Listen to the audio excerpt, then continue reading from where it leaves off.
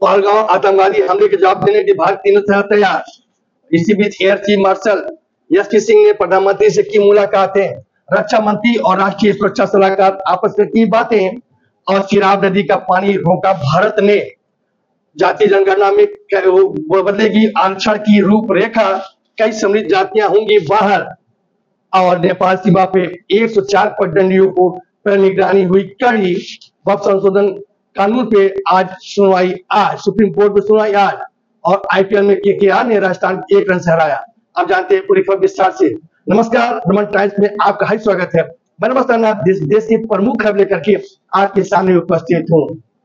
पहलगांव आतंकी हमले का जवाब देने के लिए भारत की तीनों सेना एकदम तैयार खड़ी है।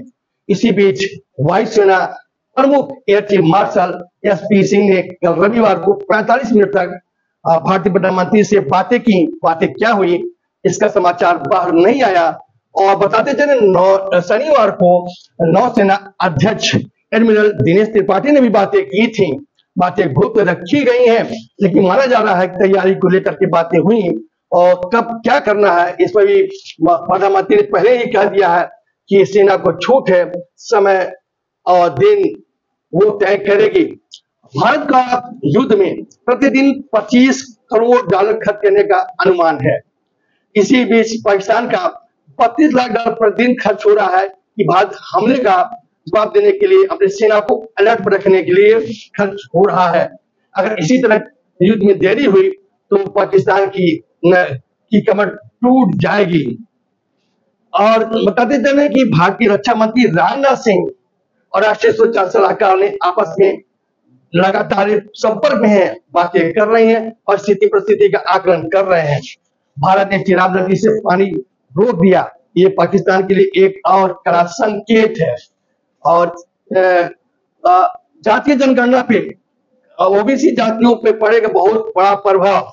जो भी जातियां ओबीसी में समृद्ध हो गई हैं, शैक्षिक रूप से आर्थिक रूप से समृद्ध हैं, उन्हें आरक्षण से बाहर निकाला जाएगा और वो समान जातियों पे आ जाएंगे।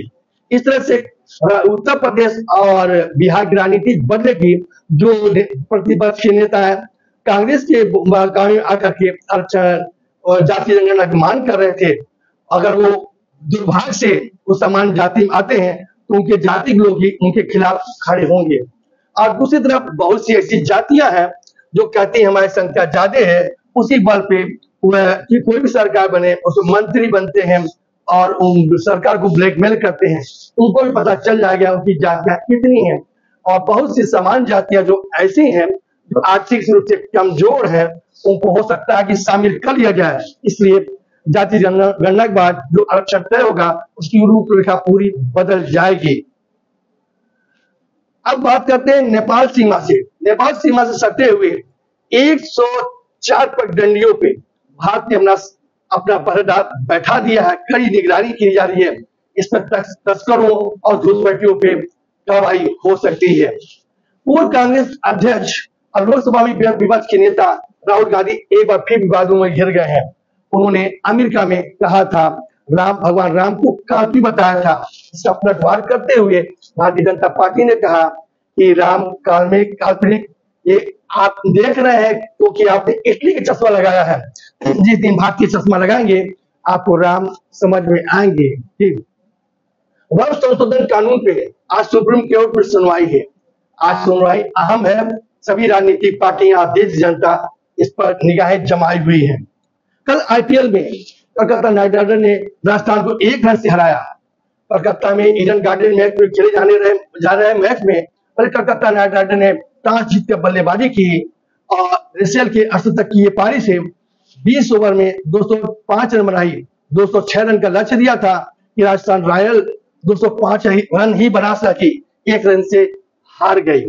इस तरह से Kolkata Knight Rider play off से बच गया और राजस्थान हार गई।